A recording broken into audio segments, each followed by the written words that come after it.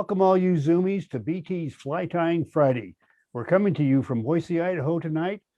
We're going to be talking about our go-to hopper patterns, all two of them. That's all we need. That's all you'll need when we get done with tonight's presentation. Hello, everyone. I'm Al Beatty from Boise, like we said, and joining me tonight is my lovely wife, Gretchen, who is not only the IT department, but she's the first presenter. I'm going to have to go doing the IT, and I got to scratch my head a little bit whether I'm going to be able to do that or not.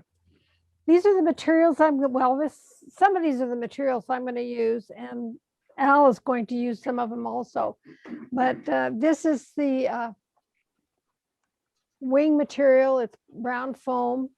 Body is yellow foam and some poly yarn.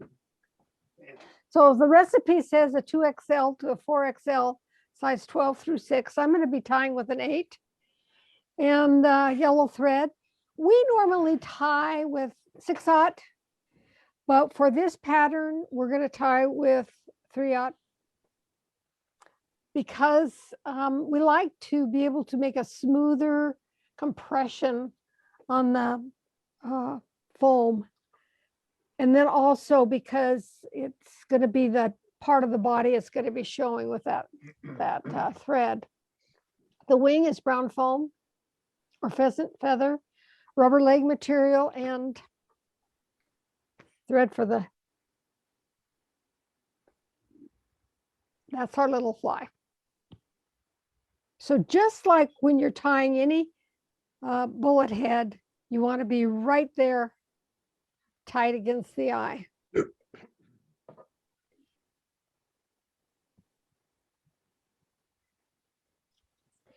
Now, one of the things I want to do is to keep my body consistent in its girth as we tie. So I'm going to put this back a ways so that it will be part of the structure of the body of the fly.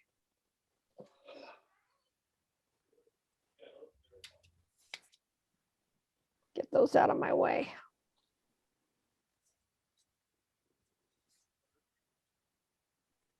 That's a little longer than I want, so I'm going to trim it just a tad.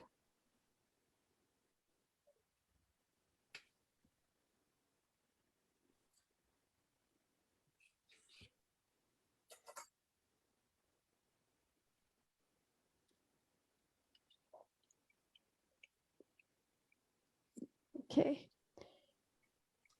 Now, as I said earlier, we pre-cut our foam, and I'll just, excuse me, I'll just put a little bit of contour to it here. And I'm going to tie it on right where the poly ended.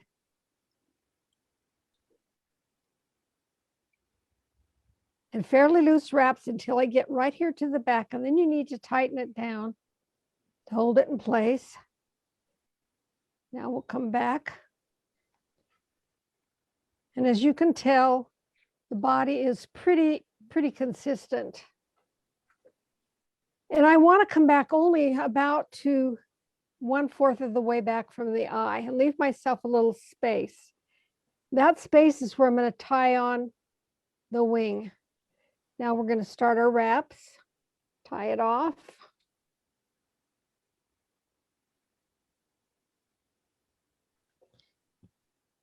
Because we're going to be bringing this poly back, we want to be sure to cut this off really short, or it will force a divide in the poly. And then we want to crunch it down really good so it's not going to cause us any problems. The wing should be the gap. Well, you really can't tell because I've got foam on it, but that's about the gap of the hook. And what we'll do is cut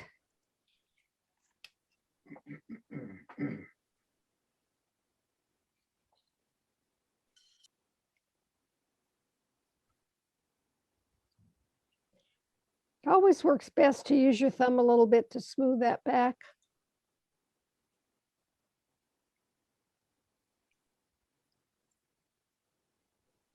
I want the length of this to be about half of the body, so to speak.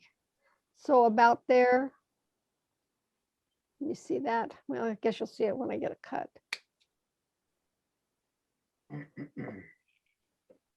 That's a little longer than I normally do. Let's take a little bit more off there. We're going to tie on just some white rubber legs. And the way we do that is just put them on top and take some snug wraps, not tight, but not loose. And now we're going to do a good whip finish, starting back from the eye and going forward.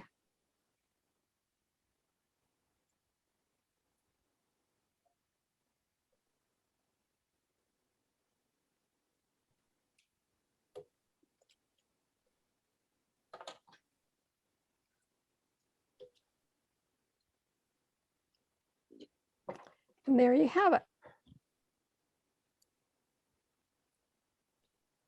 And you could tie a bunch of those in a very short order.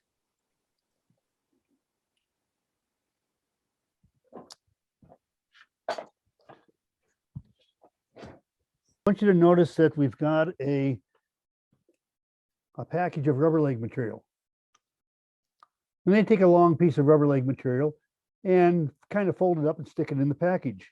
And what you end up with when you go to tie is this little bend. One of the things, set that guy aside, you notice that it's got what looks like a bullet head. Well, the truth of the matter is, you can see it's a half a head, a half of a bullet head. Now, last week we tied some bullet heads, and in fact, we would often tie them ahead. And this prepared bullet head would work just fine for the fly that we're going to do now. However, we're doing a half of a bullet head. We'll set that aside. But if you happen to go out and tie a few bullet heads last week, well, then this is one way to make use of those. I'll put my hook in the vise.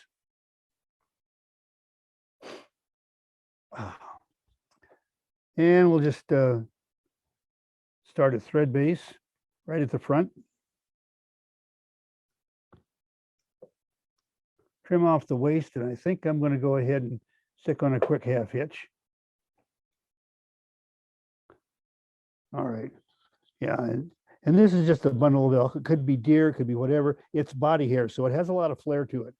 And if you've been with us on our other discussions about animal hair, you know that the best stuff for wings and tails and humpies and wolves is, back to the S camera, is off of the backbone, down over the shoulder, down over the rump. And the really good stuff for flaring and so forth is off of the rib. And that's where this is, off of this elk.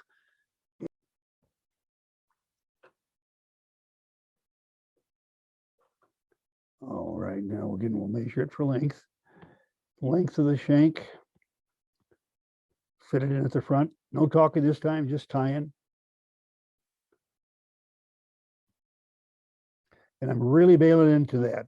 If it was 6/0, it would have broke by now. But I want you to see how I'm just really binding into that as I work my way back just a short distance. Now I'm going to pull this up and trim away the waist. And recapture the fibers that got away from me.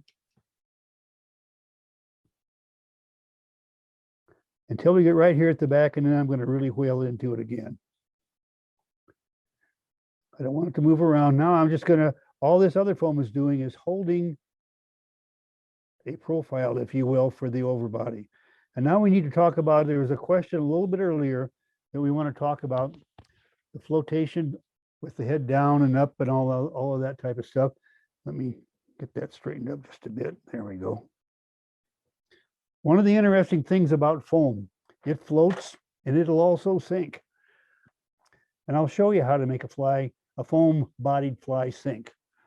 Well, you think to yourself, boy, I want that to I want that to be nice and smooth. So you pull on it really hard and you wrap it in nice and tight. And tighter yet here. Oh boy, that's going to make a nice smooth body. Look at that. Isn't that nice and smooth? Whew. Yeah, that's looking really good. And I'll guarantee you that thing will just start to sink, because what you've done is you've crushed the, here, we'll get this all back. You have crushed the air out of the foam enough so that it's just material sitting there, and it'll eventually sink, will eventually sink.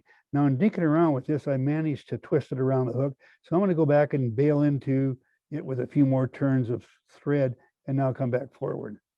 Now, what we do is we bring it around in place, and we don't pull on the foam, we push on it. See how I just push that around there? No extra tension, crushing out the air. You just kind of push it around.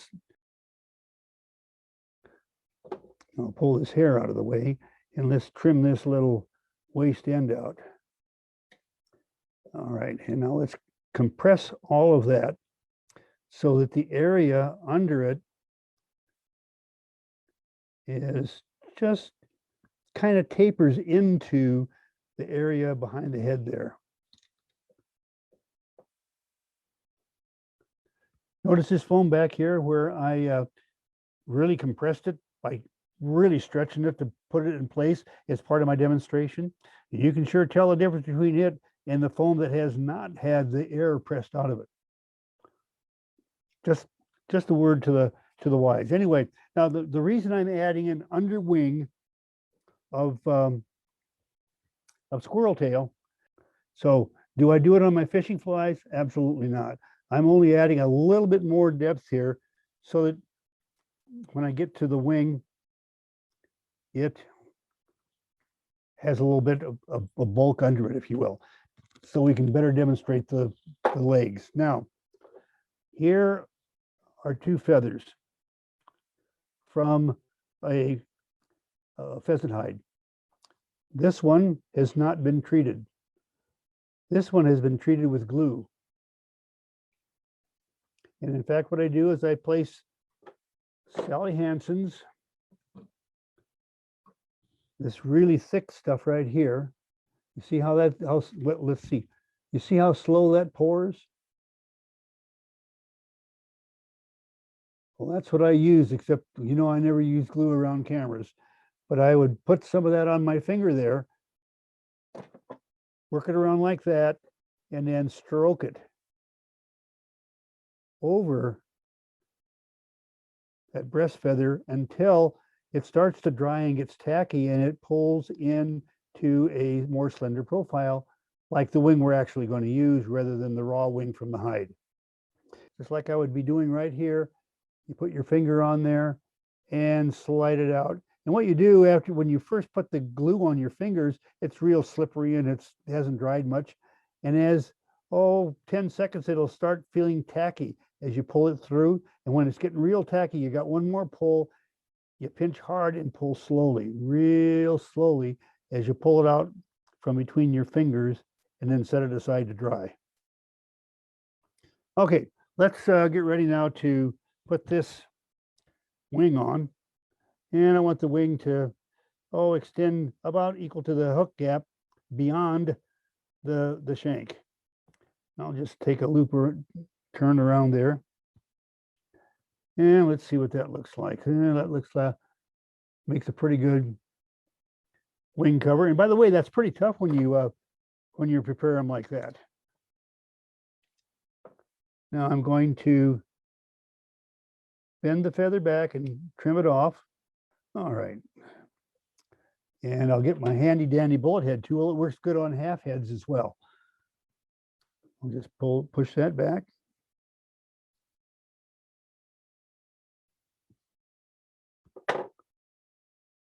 Got it pushed back. Now I'm going to dress with your thumb. You can never pull hair tight. It has to be pushed tight. I'll take a turn of thread around there, and I'm going to push it with my thumbnail. You see how I let up with the left hand where I'm holding it. and just kind of keep pressing that into place until it's just where I want it. And then that gives me my bullet head. Okay, now let's get to the rubber legs, because these rubber legs can be a real pain in the you know what to tie into place. And let me just trim that off. And I'm just going to anchor those in place temporarily with the thread. We're not going to, that isn't the way we're going to do them, but let's get this out here so I can work with something instead of trying to work with it on the ribbon. We'll just get it out here so we can work on it. Okay, there. We've got the loop. The standing end is over the top of the other end. You reach through with your tweezers. You pull it through to make a knot. Pull the knot tight. Now you can trim it with its buddy to the length that you want it to be. What we're going to do now is I'm going to move the legs into position, just like we have with the regular straight legs. And I want you to see what happened. See how that thing just kicked off to the side, it's sticking straight up in the air. You can't do that. We're going to back up. Now, I'm going to set those down for a moment. I have really tight wraps right here. Get my pointer. I have really, really tight wraps right here in this collar, if you will. We're going to set up a buffer zone so that this doesn't happen. The first thing we'll do is show you what happens, and then we'll show you the correction. When you try to tie on one of these rubber legs like this, we'll tie it on here, and you see it sitting there pretty good. I want you to watch that leg as I tighten up, it kicks out to the side. And as I loosen, it'll drop back down. So what you do is let's start over here. You set your leg the way you want it with soft wraps.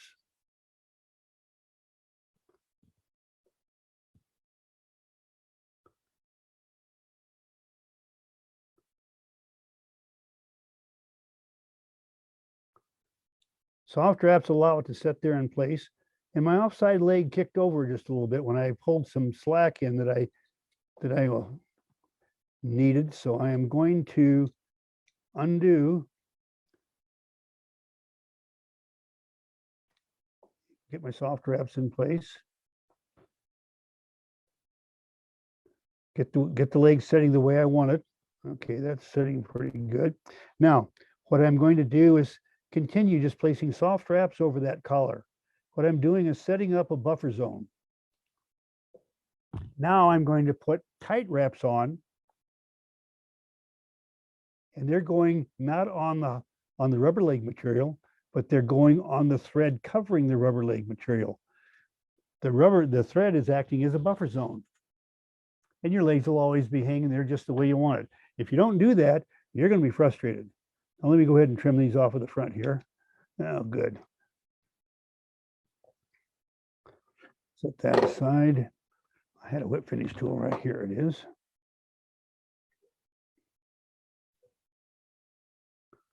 Okay, starting back on the collar area and advancing each turn forward so that the last turn is right at the front of the collar, same as you do for a good head or a good whip and a bad whip. They're still the same there. It's just they're compressed into a smaller area. And there you have your knotted leg hopper.